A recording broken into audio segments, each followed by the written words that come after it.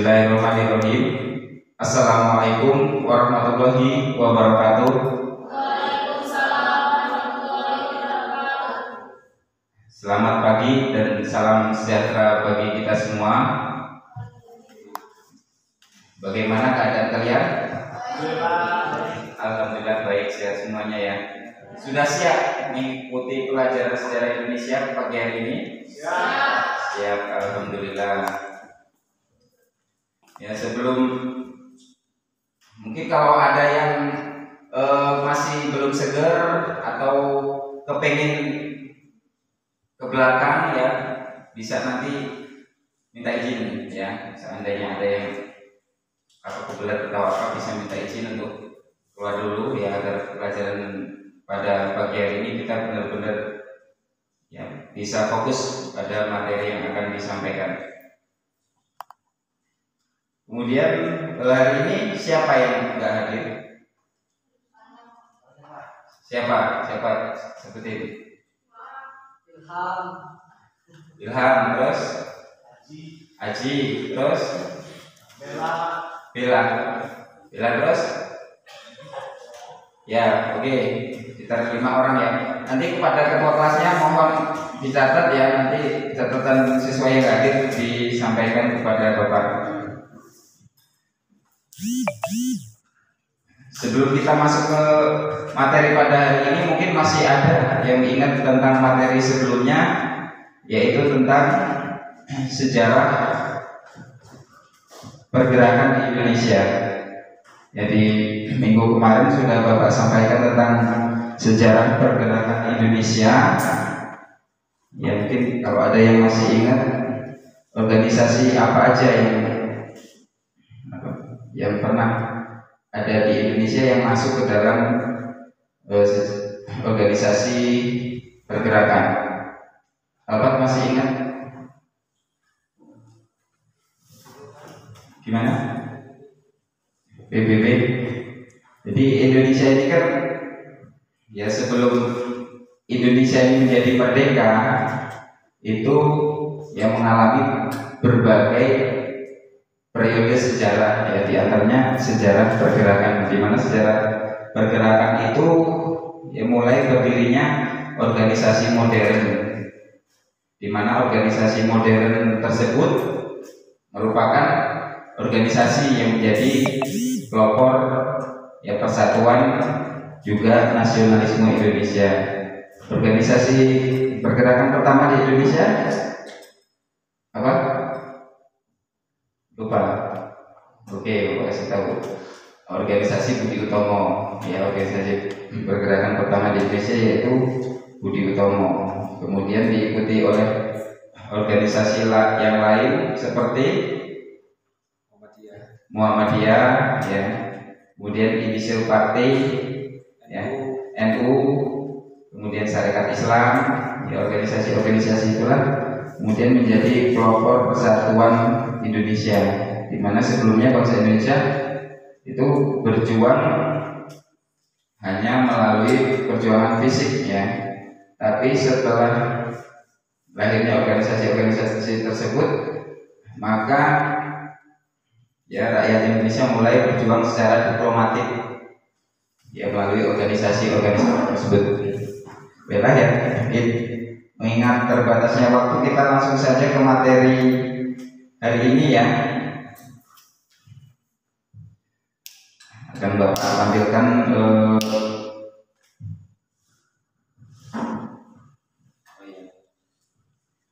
Bella. Sebelum memulai kegiatan hari ini, kepada Pani mohon disiapkan temannya untuk berdoa.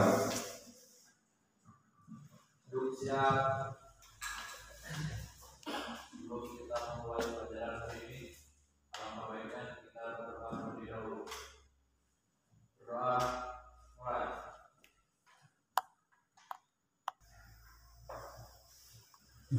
Terima kasih kepada Pani yang sudah memimpin doa. Pada Ira Mariana, silakan ke depan untuk memimpin teman-temannya menyanyikan lagu Indonesia Raya. Lagu Indonesia Raya ini dinyanyikan untuk meningkatkan nasionalisme dan patriotisme kita.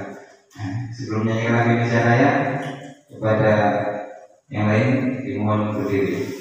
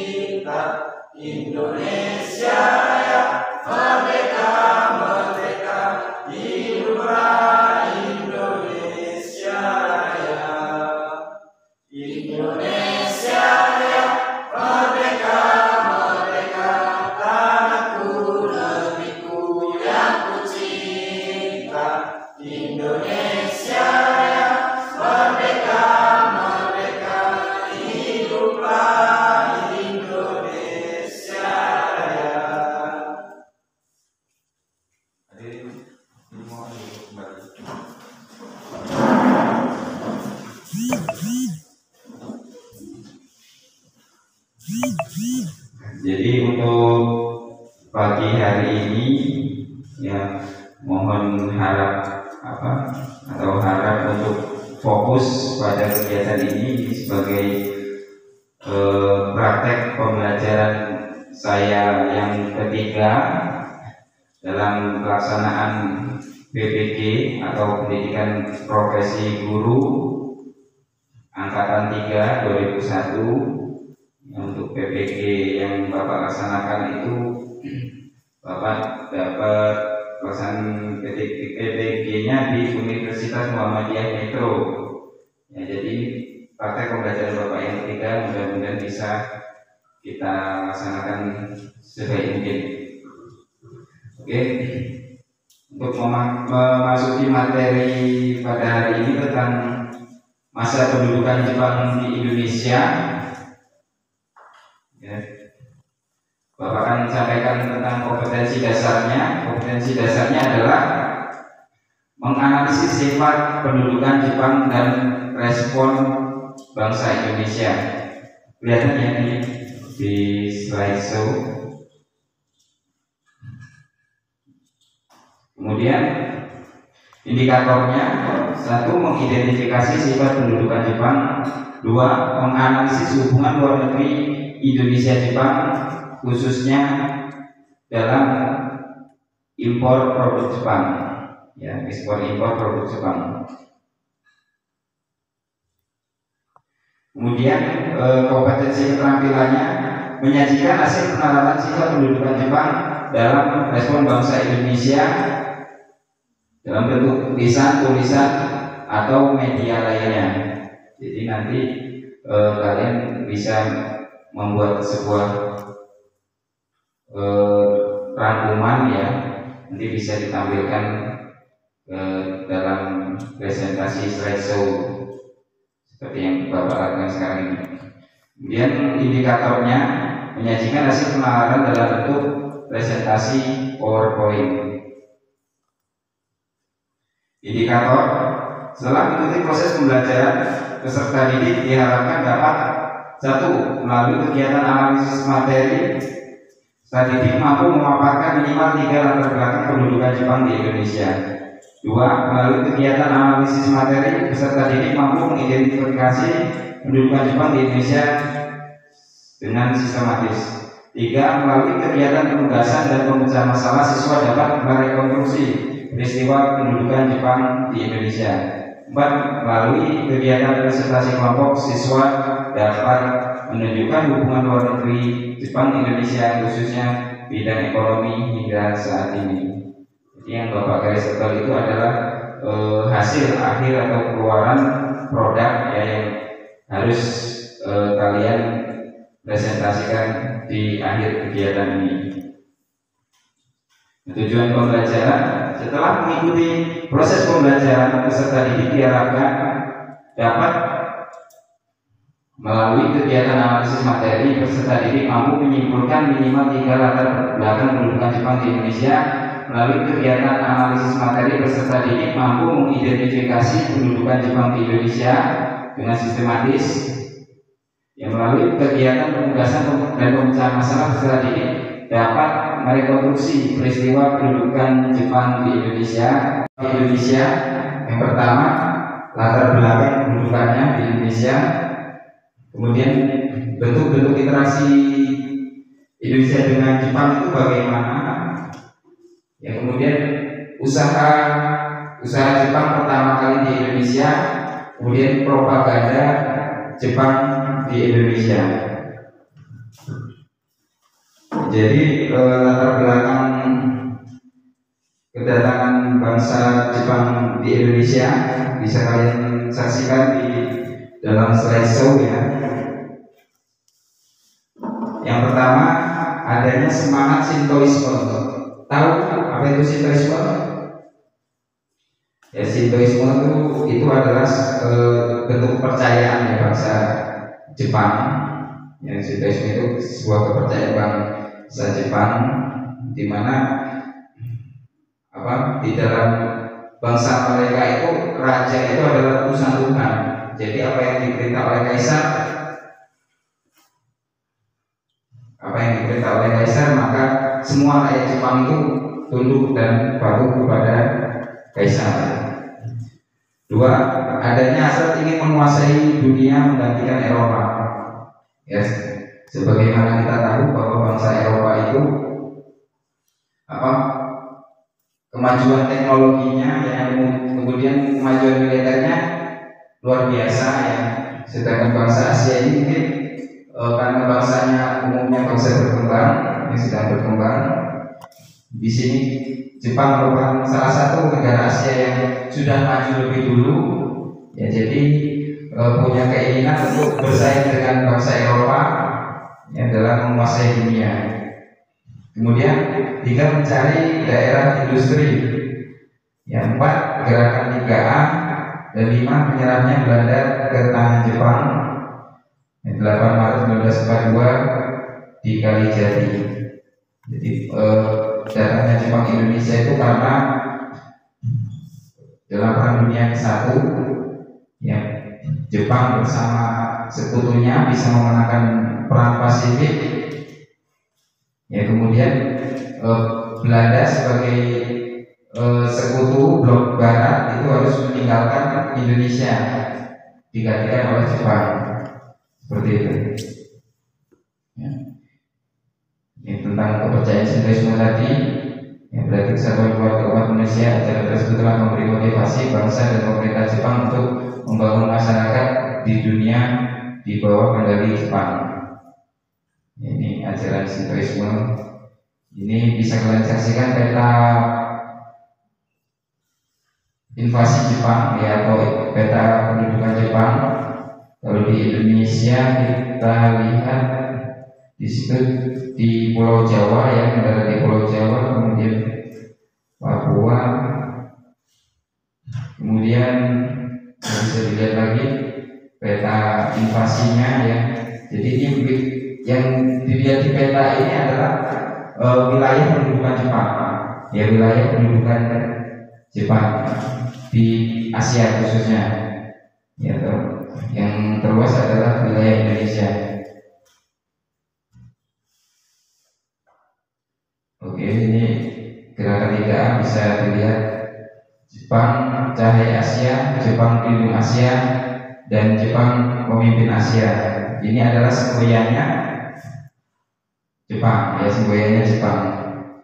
Jadi dengan semboyan tersebut seolah-olah Jepang itu memihak negara-negara di Asia, khususnya Indonesia, sehingga dengan mudah berinteraksi dengan orang Indonesia dengan janji ingin memberi kemerdekaan kepada Indonesia. Ya, pada gambar di depan sekalian saksikan tentang Belanda menyerah tanpa syarat kepada Jepang di Kalijati pada tanggal 8 Maret 1942. Ya, organisasi tersebut dibubarkan oleh Jepang. Kemudian melancarkan gerakan 3A. Tadi sudah disebutkan apa saja gerakan 3A tersebut. Ya. Untuk pengantar ya, Bapak rasa demikian pengantar materi untuk hari ini. Selanjutnya adalah tugas kelompok. Ini berapa orang? 11 orang tadi ya. Kita bagi satu kelompok 3 orang. Yang Bapak tunjuk 1, 2, 3, nanti ulang lagi 1, 2, 3 gitu ya. Jadi yang kelompok 1, 2, 3, 4. Karena kita akan membuat 4 kelompok. Siswanya cuma 12. Sebenarnya Bapak pengen jadikan 5 kelompok, tapi karena siswanya terbatas, ya beberapa siswa nggak hadir, jadi kita buat 4 kelompok saja. Hitungan 1, 2, 3, 4. 4.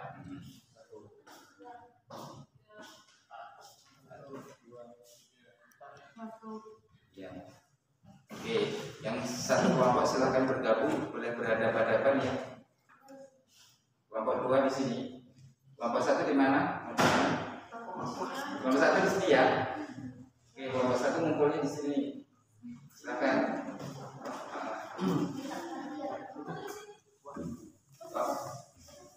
Kelompok 1. Oke, kelompok 1 sana. Kelompok 2 mana? Silakan. Nah, kelompok 2 di sini. Yang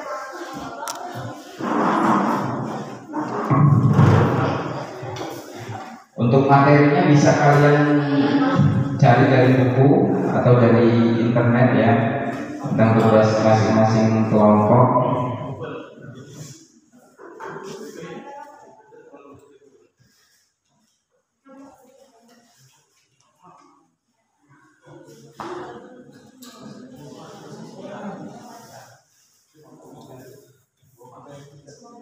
Masing-masing koordinator kelompok silakan mencatat tugasnya, apa yang harus kalian kerjakan.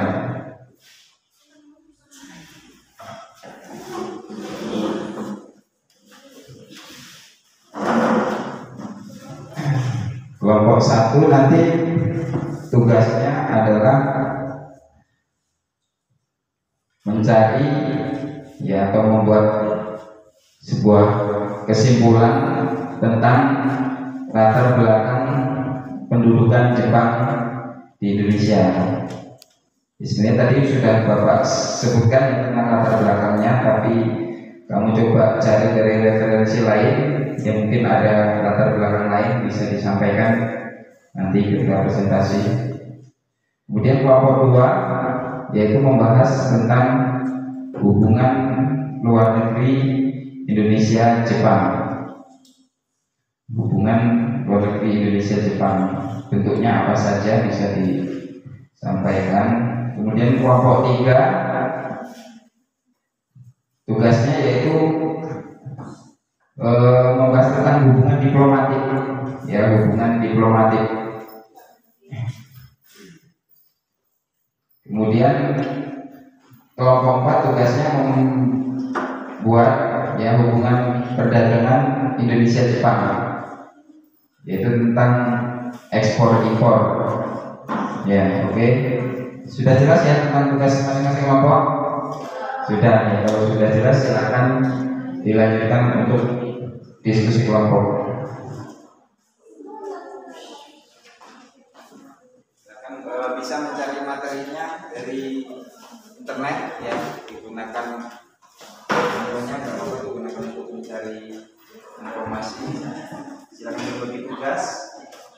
Satu orang mencari, satu orang mencatat, satu orang mempersiapkan ke dalam bentuk slideshow-nya.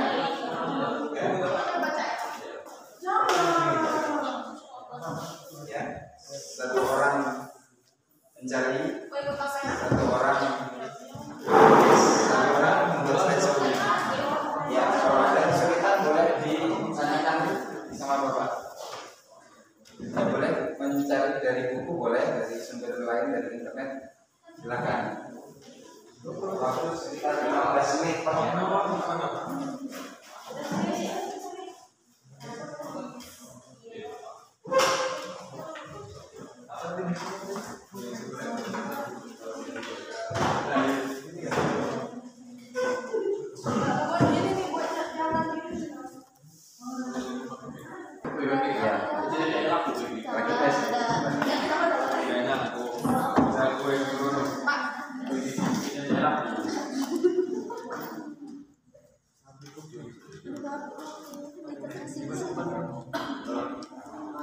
Tanyakan ya, kalau ada kesulitan untuk mencari materi.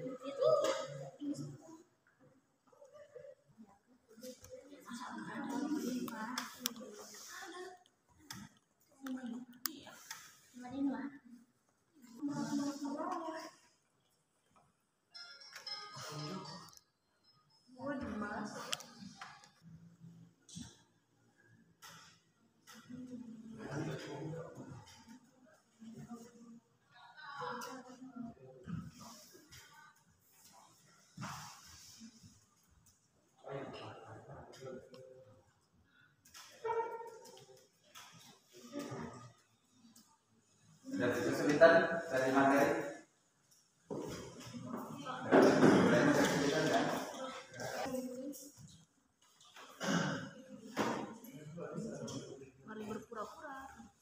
Bagi kelompok yang sudah siap boleh maju ke depan.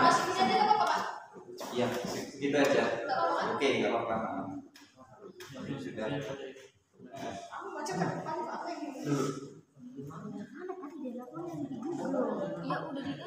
Untuk kelompok 1 silakan 2 orang ke depan ya. 1 orang tugasnya ini di depan laptop ini. Atau enggak, Bapak bantu juga nggak apa-apa lah.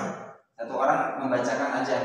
Nanti yang 2 orang membantu teman yang maju untuk menjawab pertanyaan dari kelompok lain. Silakan kelompok 1.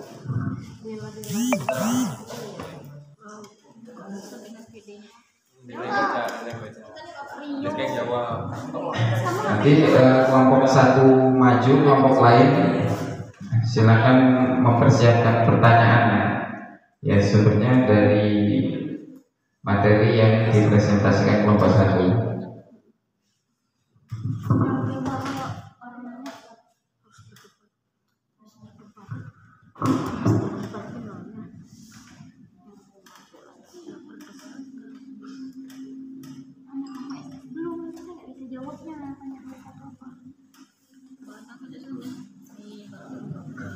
Silakan perwakilan kelompok 1, karena waktu kita sudah semakin siang ya, kita cepatkan Gabus. Silakan. Gimana?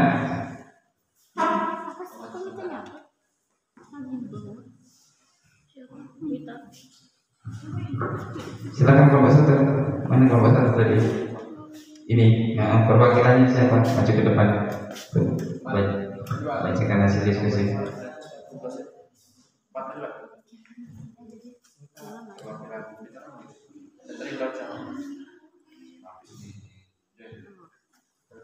Ibis, maju Ibis.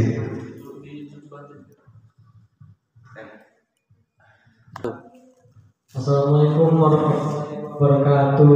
Waalaikumsalam warahmatullahi wabarakatuh. Di sini saya dari kelompok 1 akan menjelaskan latar belakang pendudukan Jepang. Bisa kalian lihat latar belakang pendudukan Jepang ke Indonesia ada 5 latar, yaitu yaitu adanya semangat sintetisme dalam kurung hako ichiru. Yang kedua, adanya hasrat ingin menguasai dunia menggantikan Eropa. Dan yang ketiga, mencari daerah industri. Keempat, gerakan 3A. Dan kelima, menyerahkan Belanda ke tanah Jepang dalam kurung pada tanggal 8 Maret 1942 di Kalijati. Oke, selanjutnya di sini gerakan 3A. Gerakan ini merupakan upaya Jepang untuk merekrut dan menggerakkan tenaga rakyat yang akan dimanfaatkan dalam perang Asia Timur Raya. Berbagai propaganda akan dilakukan agar gerakan tersebut sukses, dan di Indonesia dapat meyakini bahwa Jepang adalah bangsa Asia yang memiliki kelebihan dan dapat diharapkan membebaskan Indonesia dari penjajahan Barat. Oke. Ada yang mau bertanya tentang yang saya jelaskan tadi? Ayo siapa? Siapa aja? Yusuf aja yang mau tanya tentang saya masih lupa. Dari kelompok. Ya.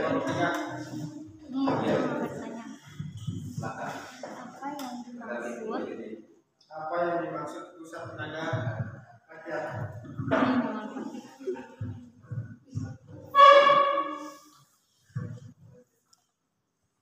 Pusat tenaga rakyat disingkat PUTRA adalah organisasi yang dibentuk pemerintah Jepang di Indonesia pada 16 April 1943 dan didampingi oleh 4 serangga, yaitu I.R. Soekarno dan Muhammad Hatta,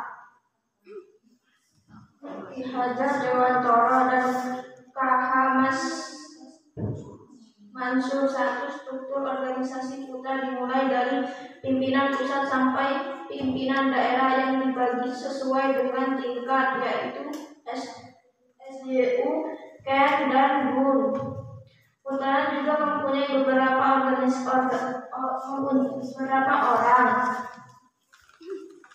penasihat yang berasal dari orang-orang Jepang. Ada pertanyaan lagi?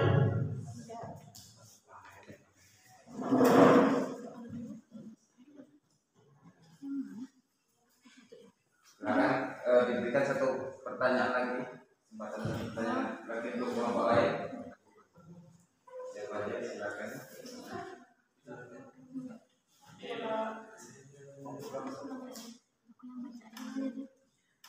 Saya dari kelompok 4 bertanya kepada kelompok selanjutnya, apa tujuan dibentuknya PUTRA?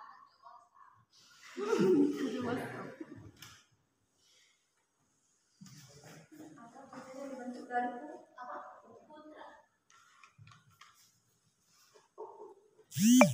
Membujuk kaum nasional dan kaum intelektual untuk menggabungkan pikiran dan tenangnya untuk mempentingkan perang melawan sekutu,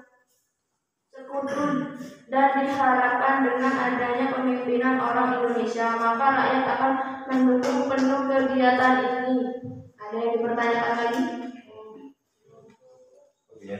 Cukup, ya udah saya akhiri. Assalamualaikum warahmatullahi wabarakatuh.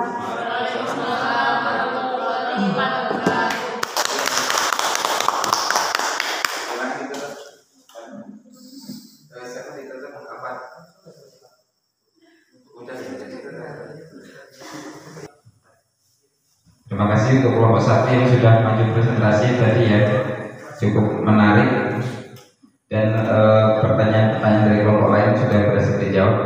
Selanjutnya untuk kelompok 2, mana kelompok 2? Ya, silakan untuk maju ke depan mempresentasikan hasil diskusinya.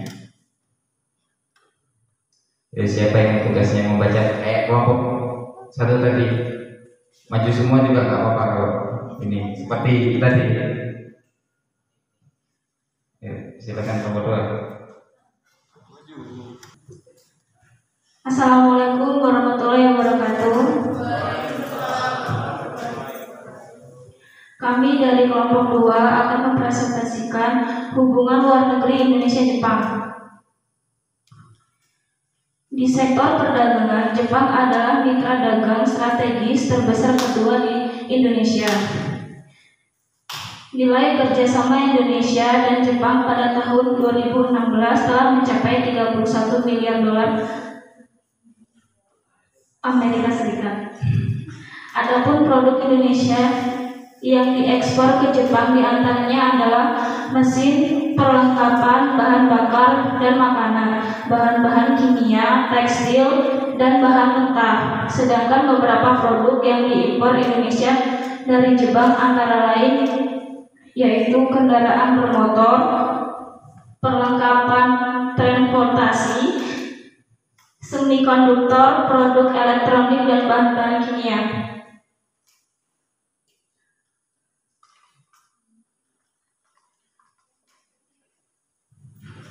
Sedangkan di sektor investasi pada tahun 2016, nilai realisasi investasi Jepang Indonesia mencapai 4,5 miliar dolar. Nilai investasi ini mengalami peningkatan dari tahun sebelumnya.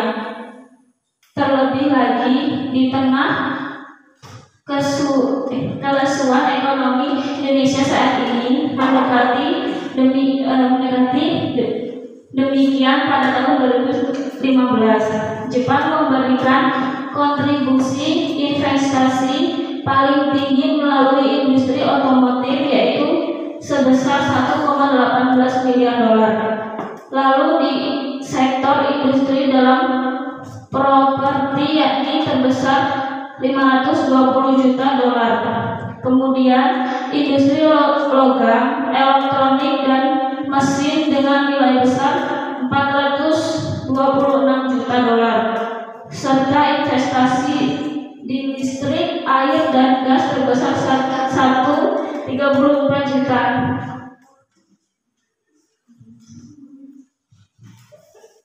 Akan meningkat mencapai 74 miliar dengan Rp 8,6 triliun di sektor irigasi dan konversi pantai.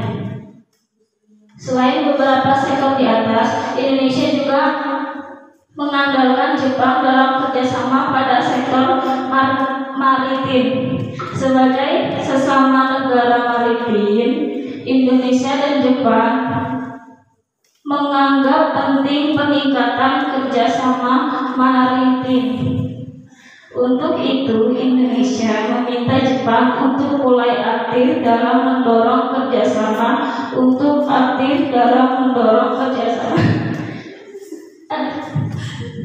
keamanan laut, mendirikan sentral laut dan perikanan terpadu di pulau-pulau terpendam di Indonesia, serta membangun pulau-pulau terpencil di Indonesia seperti di Sabang, Natuna, dan Morotai melalui Forum Maritim Indonesia-Jepang, Indonesia-Jepang Maritim Forum yang telah mendatangi pada tanggal 21 Desember 2016. Melalui forum ini, pembangunan infrastruktur, peningkatan konektivitas dan investasi di sektor maritim,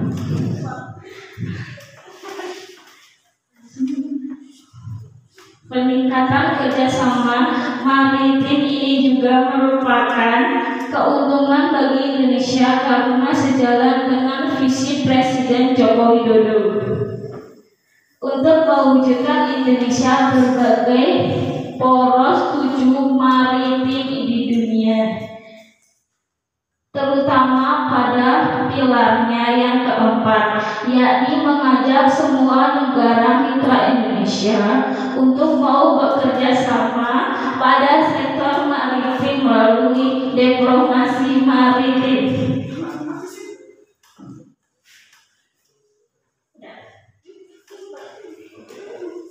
Lanjutkan ke sesi tanya jawab.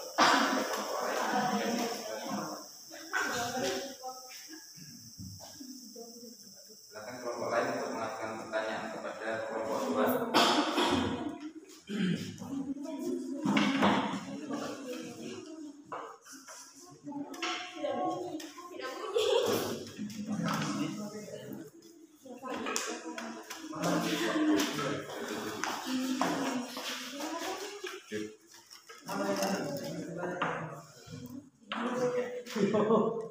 Silakan kelompok lain.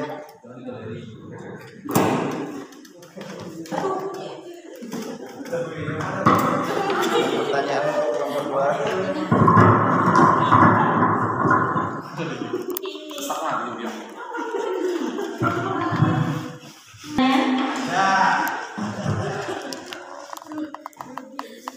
Apa saja produk Indonesia yang diekspor di Jepang?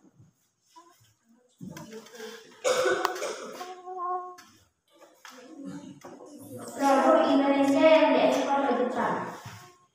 Produk Indonesia yang diekspor ke Jepang diantaranya adalah mesin dan perlengkapan, bahan-bahan kimia, tekstil dan bahan-bahan mentah. Sedangkan beberapa produk yang diimpor di Indonesia dari Jepang antara lain kendaraan bermotor, perlengkapan transportasi, semikonduktor, produk elektronik dan bahan-bahan kimia.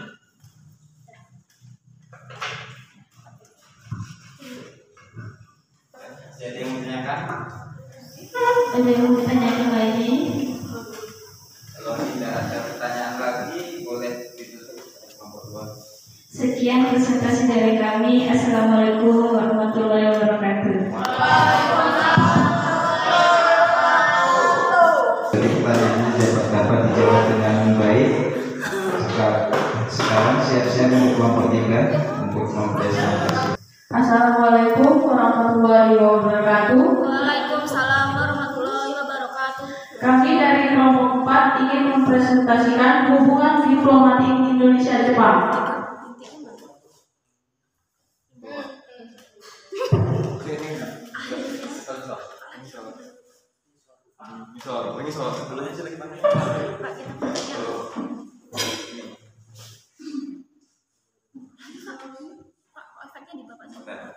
Ini dia udah ya, oke. Sekali aja hujannya. Pengertian hubungan diplomatik. Menurut Sumaryo Suryokusumo, diplomasi adalah mencapai tujuan-tujuan yang melalui perlawanan diplomatik atau organ-organ lainnya. Diplomasi merupakan pengetahuan dan seni yang bersifat individual dan sosial. Diplomasi berbicara tentang sejarah, sistem dan filsafat politik, kebudayaan, kepentingan ekonomi, dan nilai-nilai dari anggota masyarakat dunia. Pesatnya perkembangan teknologi dewasa ini telah memicu semakin intensifnya interaksi antara negara dan antar bangsa di dunia. Meningkatnya intensitas interaksi disebut telah mempengaruhi potensi kegiatan ekonomi, politik, sosial, budaya, dan dengan pihak luar, baik itu dilakukan oleh pemerintah pusat dan daerah, organisasi non-pemerintah, non-government organization dalam negeri dan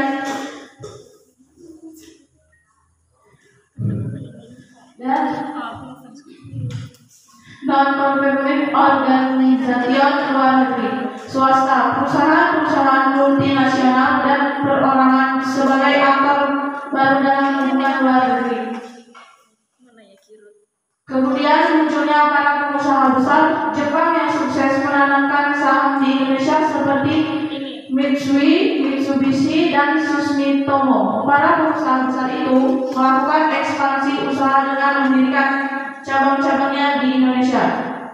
Kegiatan ekspansi pengusahaan sangat didukung oleh pemerintah Jepang. Berakhirnya masa jabatan Presiden Susilo Bambang Yudhoyono digantikan oleh Presiden Joko Widodo yang pada Maret 2015 melakukan kunjungan ke Jepang dan Tiongkok guna mempererat hubungan kerjasama dalam sektor ekonomi. Di Jepang, Presiden Joko Widodo menghadiri forum bisnis bersama 1.000 pengusaha Jepang.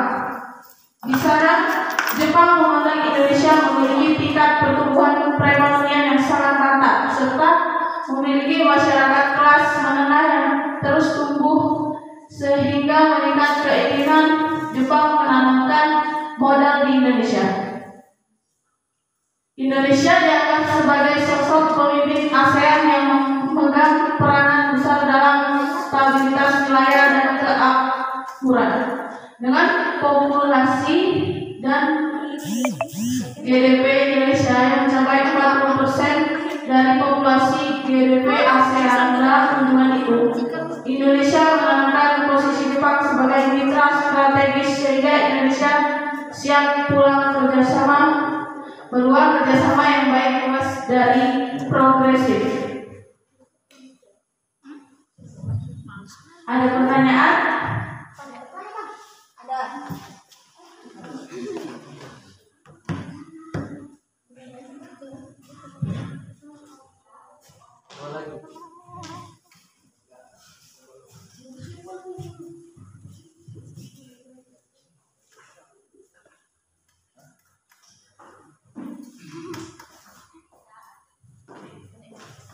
Silakan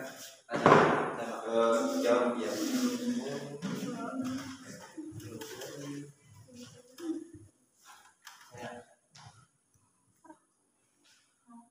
Dari kelompok 1 mau bertanya.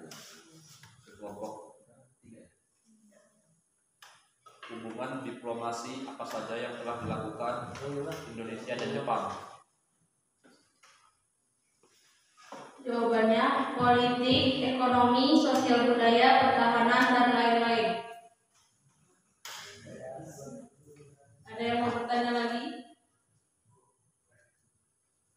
Kalau tidak ada yang bertanya lagi, silakan. Sekian presentasi dari kelompok kami. Terima kasih. Assalamualaikum warahmatullahi wabarakatuh. Waalaikumsalam warahmatullahi wabarakatuh.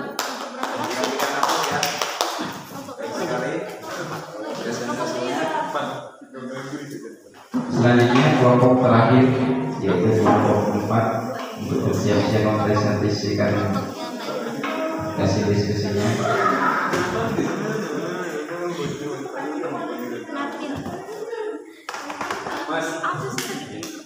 Silakan saya membacakan.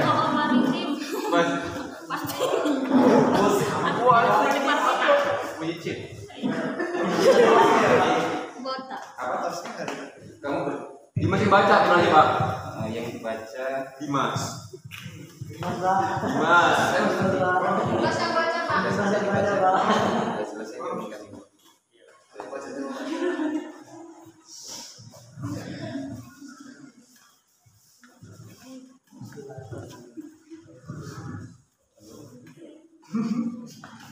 Assalamualaikum warahmatullahi wabarakatuh. Kami dari kelompok 4 akan mempresentasikan hasil diskusi kami tentang hubungan perdagangan Indonesia-Jepang.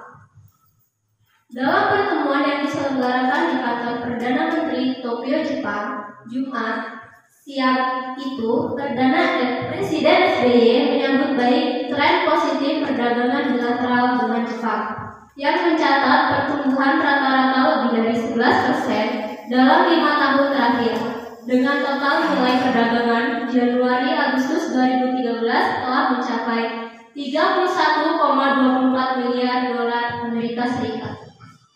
Dalam pertemuan dengan Perdana Menteri Jepang Shinzo Abe, Presiden membahas berbagai perkembangan dalam hubungan kerjasama kedua negara. Tahun ini merupakan peringatan 55 tahun hubungan bilateral Indonesia-Jepang. Bagi Indonesia, Jepang merupakan negara mitra dagang terbesar dalam hal ekspor-impor Indonesia. Ekspor Indonesia ke Jepang bernilai 23,6 miliar US dollar, statistik pemerintah RI.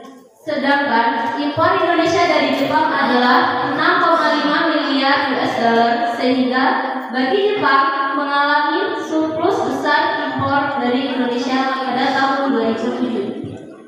Di Indonesia terdapat sekitar 1.000 perusahaan Jepang yang beroperasi berdasarkan investasi langsung.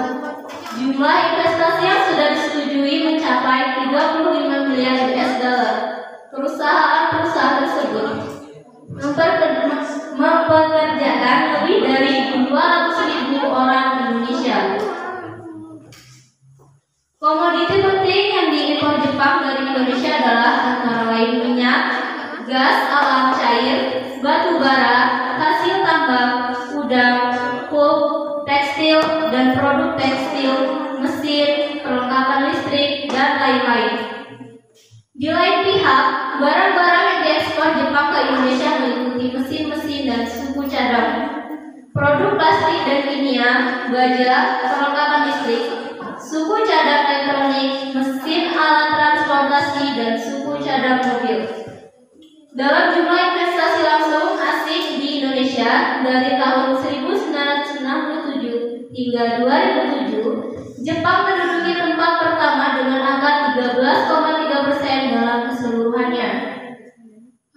Indonesia Japan Expo 2008, 1 November sampai 9 November 2008 mendatang, selain menjadi refleksi perjalanan panjang sebuah hubungan bilateral, juga diharapkan menjadi kunci pembuka hubungan bisnis dan investasi yang lebih intens, baik antara pengusaha dengan pengusaha atau pemerintah dan pemerintah. Ada yang mau bertanya?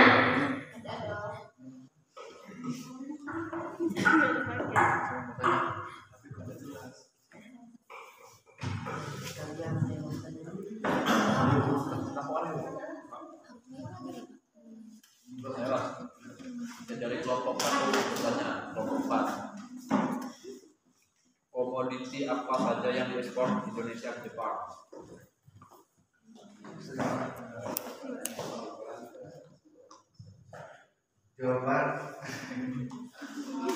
Jawabannya adalah komoditi penting yang diimpor dari Indonesia adalah antara lain minyak, gas alam cair, batu bara, hasil tambang, udang, tekstil dan produk tekstil, mesin perlengkapan listrik, dan lain-lain. Di lain pihak, barang-barang yang diekspor Jepang ke Indonesia meliputi mesin-mesin dan suku cadang produk plastik dan kimia, baja, perlengkapan listrik, suku cadang elektronik, mesin alat transportasi, dan suku cadang mobil.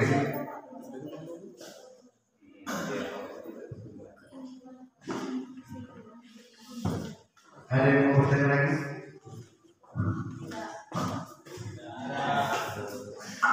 Oke, sekian presentasi dari kami. Terima kasih. Wassalamualaikum warahmatullahi wabarakatuh.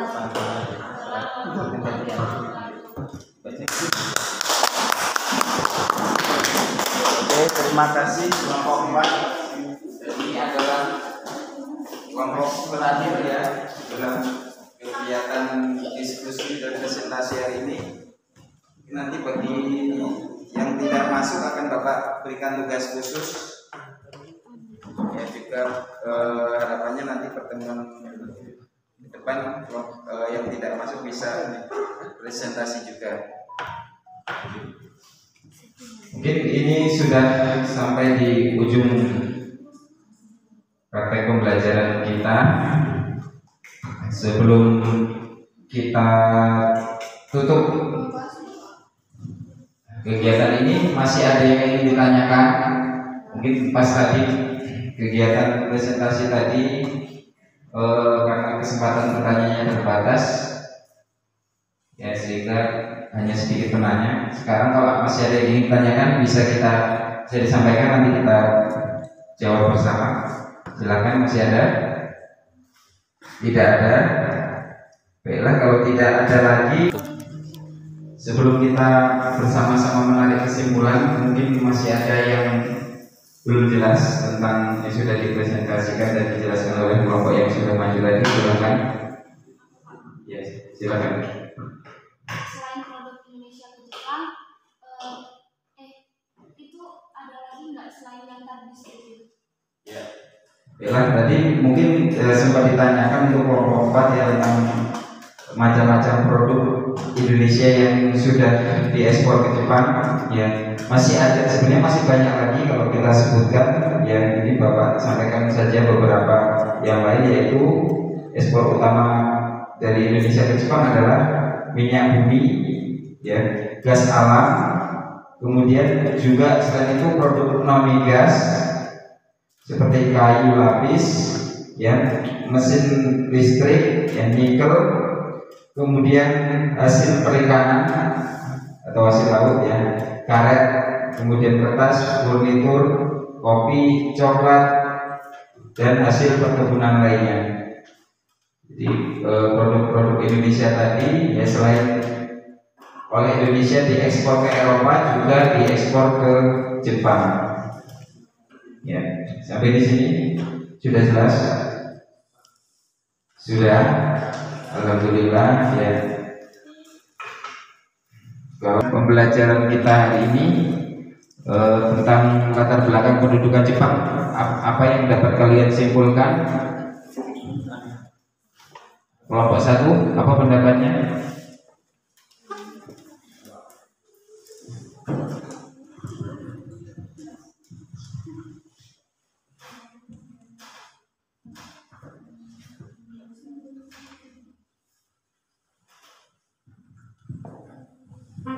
Silakan. Kalau kelompok 1 belum, kelompok 2 dulu nggak apa-apa. Apa beri 1 atau 2 kesimpulan dari latar belakang Jepang di Indonesia?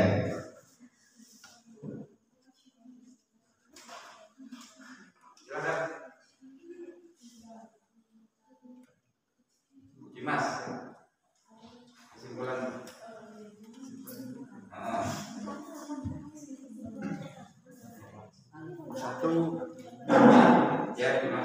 Satu, adanya semangat sinteisme of do with you. Ya, oke.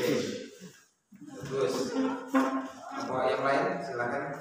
1 atau 2 kesimpulan tentang latar belakang pendudukan Jepang di Indonesia. Ya, iya silakan. Adanya hasrat ingin menguasai dominan Eropa. Ya, bagus. Selanjutnya, boleh pendapat kalau silakan. Mencari daerah industri. Yang mencari daerah industri. Oke, yang lain, kelompok lain. Ya, Berangkat 3A. ya, baik. Oke, bagus Fani. Terus Menyerahkan Belanda ke tangan Jepang pada tanggal 8 Maret 1942 di Kalijati. ya, sip. Satu lagi. Udah. Oke. Kemudian mengenai hubungan internasional Indonesia Jepang, itu apa yang dapat kalian ambil dari kegiatan ini? Tentang kita tadi sudah membahas tentang hubungan diplomasi, hubungan bilateral, hubungan ekonomi, yaitu apa yang bisa kita ambil dari pelajaran hari ini? Siapa? Kamu? Silakan. Dilihat. Ya, silakan. Boleh dilihat. Ya. Hubungan Indonesia Jepang yang sudah kita bahas tadi, apa yang kita bisa jadikan kesimpulan untuk pembelajaran kita hari ini? Selain Yang keras.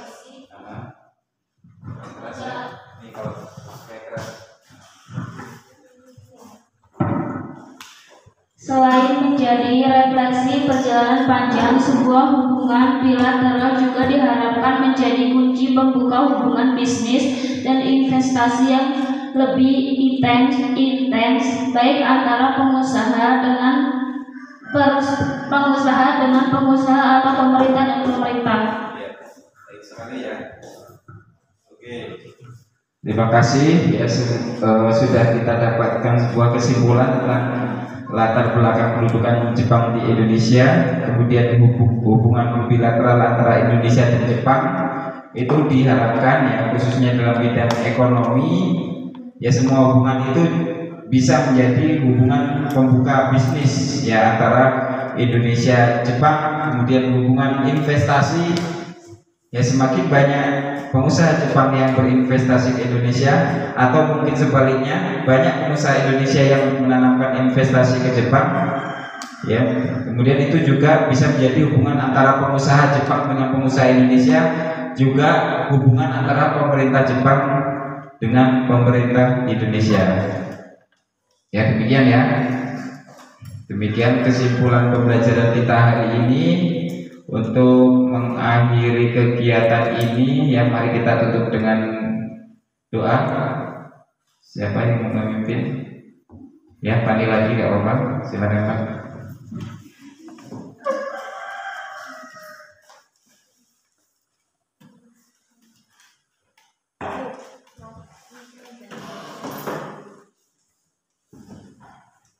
Untuk perjumpaan kita pada hari ini, maka baiknya kita berdoa terlebih dahulu.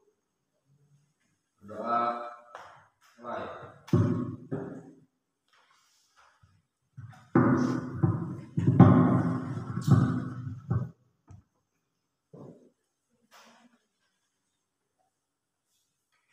Doa selesai.